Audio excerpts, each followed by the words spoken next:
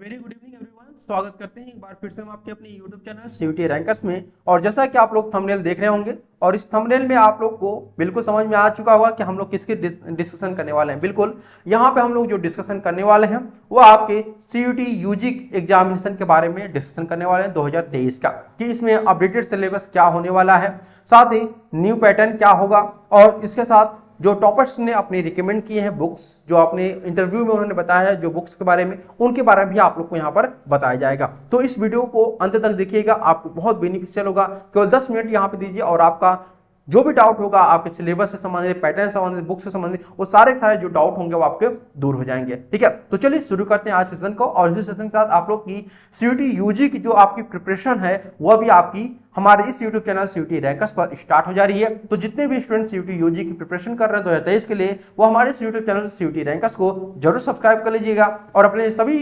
Friend circle में इसको share करिएगा। तो देखिए, सबसे पहले कुछ जरूरी चीजें होती हैं, जो बेसिक चीजें होती हैं वो आप लोग के लिए जानना बहुत जरूरी है। तो सबसे पहले हम यहाँ देखते हैं जो की पॉइंट होते हैं सीयूटी यूजी 2023 के लिए, वह क्या है आपके। ठीक है, तो देखिए यहाँ पे जो आपका एग्जामिनेशन होगा वो आपका सीबीटी मोड में होगा। सीबीटी मोड का मतलब क्या होता है आपका, कि आपका कंप्यूटर बेस्ड एग्जामिनेशन कराया जाएगा। और साथ ही आपको बता दें कि जो पेपर होगा आपका वह बाइलिंगुअल पेपर होगा, यानी जब आप लोग एग्जामिनेशन देंगे अपना सीयूटी यूजी 2023 का, तो वह बाइलिंगुअल पेपर ही आप लोग का कराया जाएगा। ठीक है, साथ ही आपको बता दें कि आपका जो पेपर होगा वह बाइलिंगुअल तो होगा ही, साथ ही साथ सीबीटी तो होगा ही, लेकिन उसके साथ साथ आपका एमसीक्यू होगा। लेकिन जैसा कि एमसीक्यू आप लोग जानते हैं कि जो आपके कॉम्पिटिटिव एग्जामिनेशन पूछे जाते हैं वैसा आप लोगों को क्वेश्चन नहीं पूछे जाएगा वैसा क्वेश्चन, लेकिन वैसे क्वेश्चन की संख्या केवल और केवल 25% रहेगी और जो आपके 75% क्वेश्चन रहेंगे वह आपके एआर टाइप के रहेंगे। एआर टाइप का मतलब होता है आपका असर्शन और रीजन से संबंधित आपके क्वेश्चन पूछे जाते हैं। एआर टाइप क्वेश्चन पूछने का तात्पर्य यह होता है एनडीए का, कि आप उस सब्जेक्ट में कितना डीपली नॉलेज रखते हैं। सबसे इंपॉर्टेंट चीज यही होती है। ठीक है, तो यहां पर एआर टाइप जो क्वेश्चन होंगे उनको हम लोग अपने सीयूटी रैंकर्स यूट्यूब चैनल पे बहुत अच्छी तरीके से समझा करके कॉन्सेप्ट के साथ आपको बताया जाएगा। तो हमारे इस YouTube चैनल को जरूर सब्सक्राइब करिएगा। साथ ही आपको बता दें कि यहाँ पर आपको सीयूटी यूजी 2023 का फॉर्म भरने में कोई भी आप लोग को एज प्रॉब्लम नहीं होगी, यानी एज का कोई भी फाउंडेशन नहीं रखा गया है। और अगर बात करते हैं कि आप लोग कौन से क्लास के स्टूडेंट इसको अप्लाई कर सकते हैं, तो आप 12th अपीयरिंग हो या फिर 12th पास हो, आप इसको अपीयरिंग या फिर पास दोनों स्टूडेंट क्या कर सकते हैं, इसमें अप्लाई कर सकते हैं। या फिर जिनका 2022 में सीयूटी यूजी एग्जामिनेशन नहीं निकला था वो भी इस फॉर्म को भर सकते हैं। इसमें आप लोग बीए, बीएससी, बीकॉम या फिर बीबीए जो भी आप कोर्स करना चाहते हैं, यूजी के अंतर्गत आते हैं, उन कोर्सेज को आप लोग फॉर्म यहाँ पर फिल कर सकते हैं। अब बात करते हैं कि यहाँ पर अगर आपका एक क्वेश्चन सही करते हैं तो आपको कितने मार्क्स दिए जाते हैं। तो यहाँ पे एक क्वेश्चन सही करने पर आपको 5 मार्क्स दिए जाते हैं और एक क्वेश्चन रॉन्ग करने पर आपके यहाँ पर -1 यहाँ पर निगेटिव मार्किंग रखी गई है। उम्मीद करते हैं आप लोग को यहाँ तक जो बेसिक चीजें वह समझ में आ चुकी होंगी। अगर एक क्वेश्चन सही करते हैं तो 5 नंबर आप लोग को दिए जाएंगे, एक क्वेश्चन गलत करते हैं तो 1 नंबर कट कर दिया जाता है। अगर कोई भी क्वेश्चन आप लोग अटेम्प्ट नहीं करते हैं तो उस कंडीशन में आप लोग को कोई भी नंबर प्रोवाइड नहीं किया जाता है। ठीक है, अब बात करते हैं हम लोग कि इसमें कितने प्रकार की यूनिवर्सिटी आपकी अप्लाई कर रही हैं, यानी पार्टिसिपेट कर रही हैं। तो भारत में 4 प्रकार की यूनिवर्सिटी आप लोग यहाँ पे रहती हैं, जिनमें आपका central university, state university, private university और आपका डीम्ड यूनिवर्सिटी आपका रहता है। तो ये सभी की सभी जो प्रकार की यूनिवर्सिटी है वो आपकी इस बार शामिल होंगी। लास्ट ईयर कुछ यूनिवर्सिटी जो थी वह शामिल नहीं हुई थी। ठीक है, तो लेकिन इस बार जो सेंट्रल यूनिवर्सिटी के साथ साथ आपका स्टेट, प्राइवेट या फिर डीम्ड यूनिवर्सिटी सभी इस बार यहाँ पे जारी मतलब शामिल होने वाली है। चाहे आप बात करते हैं कि स्टेट यूनिवर्सिटी में जो 28 आपके स्टेट हैं उन सभी स्टेट यूनिवर्सिटी अब यहाँ पे शामिल हो रही है, साथ ही 28 स्टेट की जो प्राइवेट यूनिवर्सिटी वो भी इसमें शामिल हो रही है। अब बात करते हैं हम लोग एनटीए का एग्जाम पैटर्न क्या है, कैसे समझेंगे यहाँ पर। तो देखिए, एनटीए का जो एग्जामिनेशन पैटर्न है वो बहुत ही सिंपल सा है, बस आपको समझने की देरी है। देखिए कैसे समझेंगे यहाँ पर, एनटीए ने 3 आपके सेक्शन बनाए हैं और इन 3 सेक्शन में पहला जो सेक्शन होता है वो आपका क्या होता है, लैंग्वेज का होता है। ठीक है, क्या होता है, लैंग्वेज का होता है। और दूसरा जो आपका सेक्शन होता है वो आपका डोमेन का होता है। ठीक है, क्या होता है, डोमेन। और तीसरा जो सेक्शन होता है वो आपका जनरल टेस्ट का सेक्शन होता है। अब यहाँ पे समझिए कि जो आपका सेक्शन होता है, सेक्शन लैंग्वेज वाला, उसको 2 सेक्शन में बांटा गया है, सेक्शन ए 1A और सेक्शन 1B। तो सेक्शन 1A में आपका 13 लैंग्वेज होता है। ठीक है, और सेक्शन बी में आपका 1B में 20 लैंग्वेज होते हैं। इनमें से आपको कोई एक ही आपको लेना होता है, या तो आप सेक्शन ए से लीजिए या फिर सेक्शन बी से लीजिए। अगर दोनों से ले रहे हैं तो 2 सब्जेक्ट आप लोग ले सकते हैं। ठीक है, क्लियर बात है। अब बात करते हैं हम लोग यहाँ पे सेक्शन 2 से। सेक्शन 2 में आपके 27 डोमेन सब्जेक्ट होते हैं और ये सभी के सभी जो डोमेन सब्जेक्ट होते हैं वह आपके 12th के सब्जेक्ट होते हैं। किसके होते हैं? 12th के सब्जेक्ट होते हैं। और ये 12th के सब्जेक्ट जो होते हैं इसी के बेस पर आपके जो क्वेश्चन है वह पूछे जाते हैं आपके CUET UG एग्जामिनेशन में। तो आप लोग अपने 12th के जो सिलेबस है उसको बहुत अच्छे से पढ़िएगा, क्योंकि वहीं से आपके क्वेश्चन जो है उठ करके सीधे आपके CUET एंट्रेंस एग्जामिनेशन में पूछे जाते हैं। चाहे आप किसी भी यूनिवर्सिटी के लिए अप्लाई कर रहे हैं, चाहे VHU के लिए, DU के लिए, AU के लिए, किसी भी यूनिवर्सिटी के लिए अप्लाई कर रहे हैं, आपका 12th का जो आपका सिलेबस है वह बहुत इंपॉर्टेंट होने वाला है। क्लियर बात है।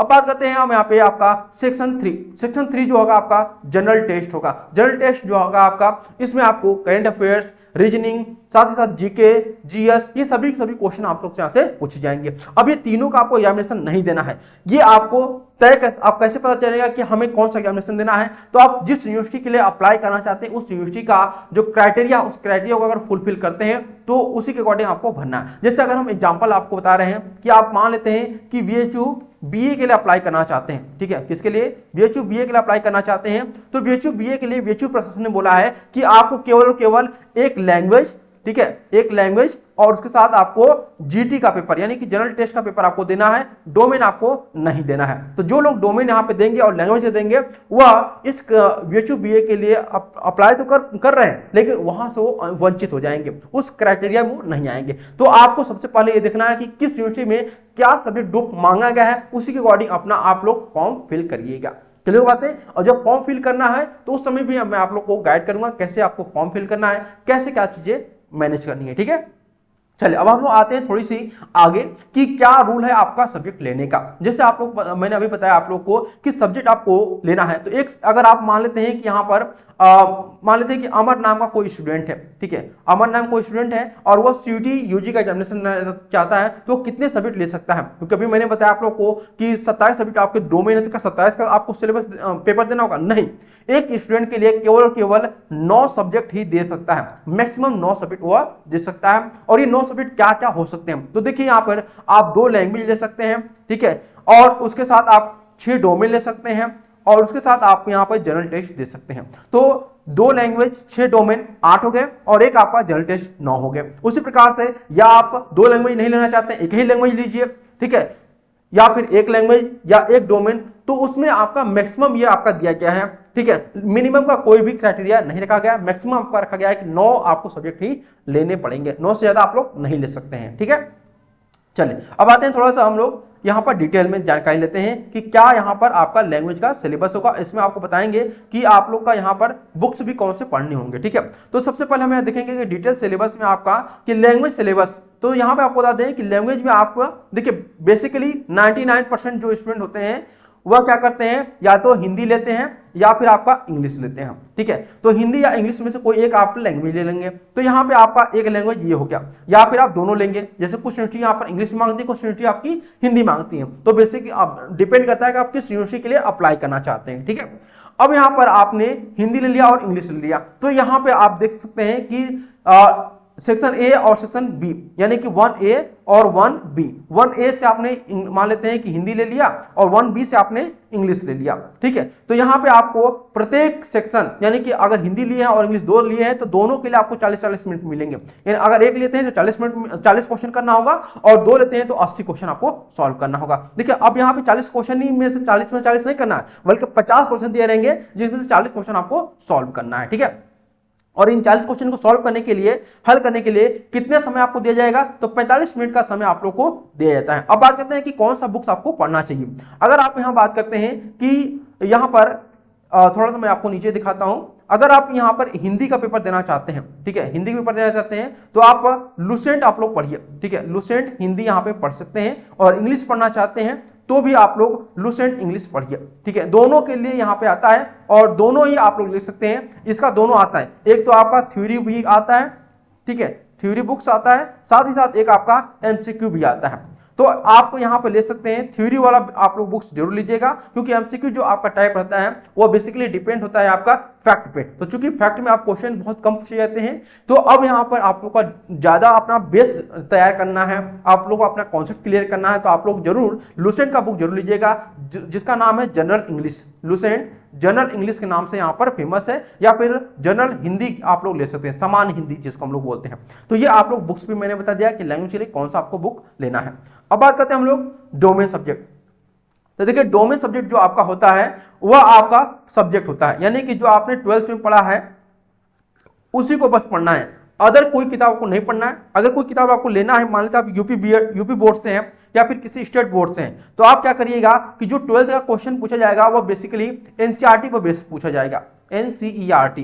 तो एनसीईआरटी किताब को आप लोग जरूर पढ़ लीजिएगा 12th का, जिस भी डोमेन सब्जेक्ट को आप लेना चाहते हैं। जैसे मान लेते हैं आपने हिस्ट्री को चुना, तो हिस्ट्री आप लोग क्या करेंगे, एनसीईआरटी का पढ़ेंगे। ठीक है, क्या करेंगे, एनसीईआरटी पढ़ेंगे। ये नहीं कि आप यूपी बोर्ड का हिंदी हिस्ट्री जो है उठा करके पढ़ने लगे। ठीक है, क्योंकि वो बेसिकली बहुत महत्वपूर्ण होता है। अगर आप 12th पढ़ रहे हैं तो 11th का भी जरूर उसके साथ कवर कर लीजिए, क्योंकि दोनों ही एक साथ एक मतलब कह सकते हैं एक जैसे कहते हैं ना, एक सिक्के के दो रूप होते हैं, उसी प्रकार से हिस्ट्री जो आपका है 11th और 12th दोनों ही आप लोग कंबाइन करके जरूर पढ़िएगा। अब बात करते हैं डोमेन में कितने सब्जेक्ट होते हैं, तो 27 सब्जेक्ट मैंने बता दिया, जिसमें से 6 सब्जेक्ट आप मैक्सिमम ले सकते हैं।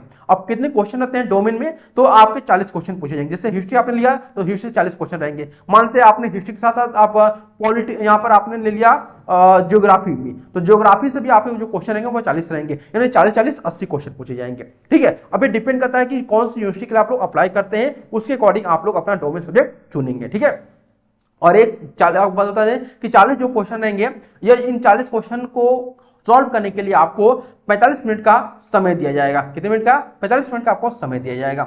मैंने बुक्स बता दिया कि आपको कुछ नहीं पढ़ना अदर बुक्स, केवल और केवल अपने 12th के जो एनसीईआरटी की बुक्स है उसे पढ़िए। अगर इंग्लिश में नहीं समझ में आता, हिंदी उसका वर्जन आता है, हिंदी भी आप लोग पढ़िए। अब बात करते हैं हम लोग जनरल टेस्ट के बारे में। तो ध्यान दीजिएगा, यहाँ पर जो जनरल टेस्ट आपका रहता है, इसमें आपका जो जनरल टेस्ट होता है ये सेक्शन 3 होता है। इसमें आपके कुल 60 क्वेश्चन पूछे जाते हैं, और कहां से पूछे जाते हैं, तो general knowledge, current affairs, general mental ability, numerical ability, quantity reasoning, और साथ ही साथ आपका यहाँ पर लॉजिकल रीजनिंग से भी क्वेश्चन आपके पूछे जाते हैं। ठीक है, तो ये आपके सब्जेक्ट होते हैं जो कि जनरल टेस्ट में पूछे जाते हैं। ऐसे ही सब्जेक्ट जो होते हैं, इनको पढ़ने के लिए आपको करना क्या होगा कि जो भी कॉम्पिटिटिव एग्जामिनेशन के बुक्स होते हैं उनको आप लोग जरूर पढ़िएगा। मैं कुछ कॉम्पिटिटिव एग्जामिनेशन के जो बुक्स हैं उनको आपको रिकमेंड करता हूं। तो आप लोग करना क्या है कि आपको कुछ नहीं पढ़ना है, लुसेंट का जीके पढ़ना है। इसका लुसेंट का आपको जीके पढ़ना है। ये लुसेंट का जीके आप लोग ले लीजिए, ये आपका रामबाण होगा। इसमें आपका यहाँ पर जनरल नॉलेज कवर हो जाएगा। ठीक है, जनरल मेंटल एबिलिटी के लिए भी आप लोग लुसेंट की रीजनिंग ले लीजिएगा। ठीक है, लुसेंट बेस्ट होता है बेसिक के लिए, बहुत ज्यादा टफ नहीं पूछा जाता है, क्योंकि लेवल जो होता है वो आपका 12th के लेवल होता है। बहुत ज्यादा यहाँ पर जोर नहीं, मतलब बहुत ज्यादा डीपली नहीं पूछे क्वेश्चन, बस उतना ही पूछेगा जितना की जनरल चीजें आप लोग को पता रहती है। ठीक है, तो लुसेंट का जीके, लुसेंट का आप लोग को रीजनिंग भी लेना है, और मैथ जो होगा वो भी लुसेंट का आप लोग जरूर ले लीजिएगा, क्योंकि लुसेंट जो होता है वो बेस्ट आपका पब्लिकेशन होता है। ठीक है, तो ये आपके सब्जेक्ट रहे जो मैंने आप लोगों को बता दिए हैं। साथ ही साथ मैंने आपको सब्जेक्ट भी बता दिया है और बुक्स भी मैंने आपको रिकमेंड कर दिया है। अब इस पर संबंधित कोई भी आपका क्वेश्चन होगा तो आप लोग कमेंट करके पूछ सकते हैं। इसके अलावा आपको बता दें कि हमारे जो आपकी प्रिपरेशन है वो आप लोग की जल्दी शुरू कर दी जाएगी सीयूटी यूजी के लिए। तो आप लोग जल्दी हमारे इस यूट्यूब चैनल को सब्सक्राइब कर लीजिएगा, लाइक कर लीजिएगा, और अपने सभी मित्रों में से शेयर भी कर लीजिएगा। तो आज के सेशन में हम लोग यहीं तक आप लोग का समाप्त करेंगे, और सभी स्टूडेंट का जो भी यहाँ पे देख रहे हैं उनको बहुत बहुत थैंक यू।